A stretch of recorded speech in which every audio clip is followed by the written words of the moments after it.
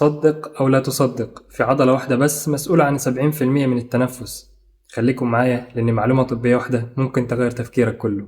القفص الصدري مش بس بيحمي، لكنه بيشتغل مع مجموعة عضلات عشان التنفس يتم بشكل طبيعي. ومن أهم العضلات دي العضلات اللي بين الضلوع اللي هي الانتركوستال ماسلز، منها الاكسترنال انتركوستال ودي بتنقبض في الشهيق فترفع الضلوع وتوسع الصدر، وكمان الانترنال انتركوستال بتساعد في الزفير القوي لما نحتاج نطلع هواء بسرعة، والانر موست انتركوستال ليها دور مساعد في التنفس. نيجي بقى للحجاب الحاجز اللي هو الدايفرام، هو العضلة الرئيسية للتنفس ومسؤول عن حوالي 70% من عملية الشهيق.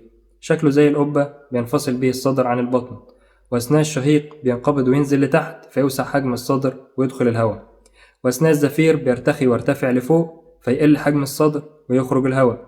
وفي فتحات مهمة بيمر فيها الإسوفيجاس اللي هو المريء والأورطة والإنفيرور فينا كيفا. كمان في عضلات إضافية في التنفس العميق زي السكالينس والسترنوكليدوماستويد اللي ذكرناها في فيديو قبل كده، ودي بتساعد في رفع القفص الصدري لما الجسم يحتاج أكسجين أكتر زي في وقت الرياضة.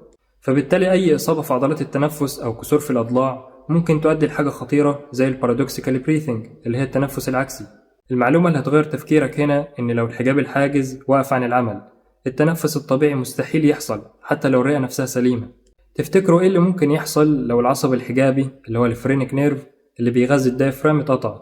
اكتبوا رأيكم في الكومنتس، ما تنسوش تعملوا لايك وفولو عشان تكملوا معنا رحلة التشريح ونتعرف على باقي الجهاز التنفسي. والسلام عليكم.